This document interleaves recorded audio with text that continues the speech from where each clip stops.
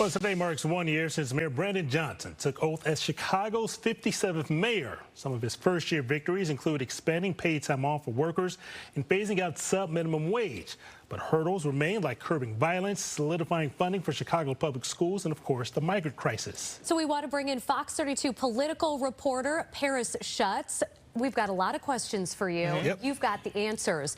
So overall, how would you describe the mayor's first year in office? Well, I think the only thing you can say at this point is incomplete. It's 1 year out of 4. You mentioned some of the victories he had. These were important to him and to the progressive movement, the sub-minimum wage, so folks that are tipped workers getting their wages boosted. But then the big thing, bring Chicago home, which is this added real estate transfer tax on high-end properties. That failed in a voter referendum. That was his big promise. He didn't raise property taxes. He promised to do that. He kept his promise. But then what's going to happen next year, the year after that, the year after that, when there's going to be big needs for more revenue? Is he going to be able to keep that promise, not raising the property taxes? And we're going to get to this. The migrant crisis really has overwhelmed this administration in its first year. It's an inherited problem, but this is the job of Mayor. Lori Lightfoot inherited COVID, or COVID was something that hit that she didn't expect.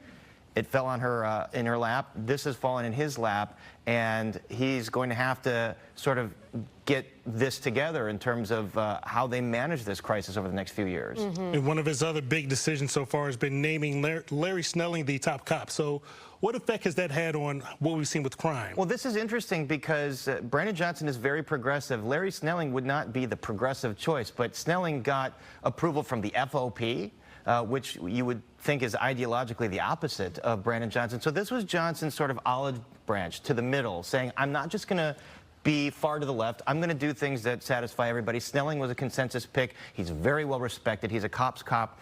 Crime is down. Homicides are down. But do people feel that way in the city? Do people feel safe? It's all about the perception. Also, we've got this consent decree for constitutional policing. We don't know how dedicated Snelling is to that, and progressives are going to hold Johnson to account on that and whether they get that accomplished.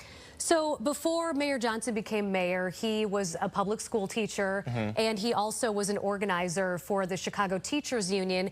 He was in Springfield last week asking for $1 billion more for Chicago public schools. They already get $1.77 billion from the state of Illinois. They're one of the greatest funded districts in the state.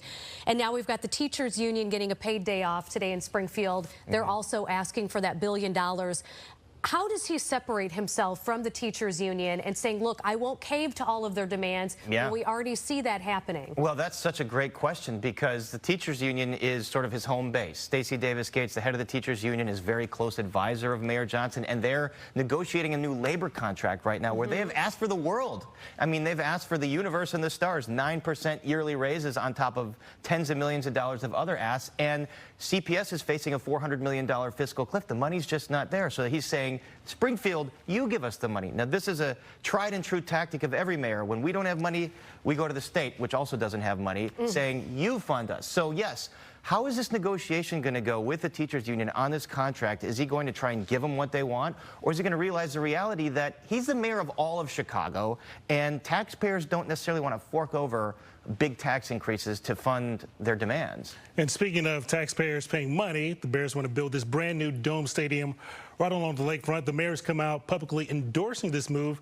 Why do you think he made that move? It's an interesting move because the progressive movement, CTU, they've said, you know, no tax breaks for billionaires, no money for billionaires. Well, the Bears, this is a big billion-dollar corporation, but I think that Mayor Johnson is banking on the fact that if he can be the mayor that kept the Bears in Chicago, that's a big feather in his cap. Mayor Lori Lightfoot looked like she was going to lose the Bears, and she got knocked for that. And so he's thinking maybe folks don't mind if they get a little bit of tax money. It's the Bears. It's not the Lucas Museum. Folks didn't really care about that. This is the Bears. We want them in Chicago. He's banking on public support for that. It's Springfield and the governor that is skeptical at this point. We want to ask you before you go, you're new here to Fox 32, but you're not new to the political arena and to reporting on politics in the city. Tell us a little bit about yourself. I've been reporting on politics for more years than I care to say. At WTTW, a great station, Chicago Tonight, WTTW, did the Week in Review there for many years. I'm thrilled to be here. I'm from Chicago. I went to St. Ignatius College Prep, go Wolfpack, and I'm like Anthony, a musician on the side. I play piano and sing and write songs and compose music, so maybe Anthony and I will we'll have a duet going. Unfortunately, my a cappella chops aren't as good as his brother's.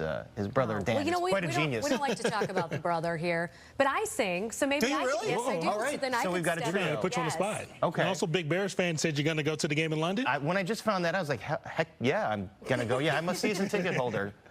Thank you, Paris. All right, We're great to see so both of happy to you. have you on board here. Thrilled to You're be so here. wonderful.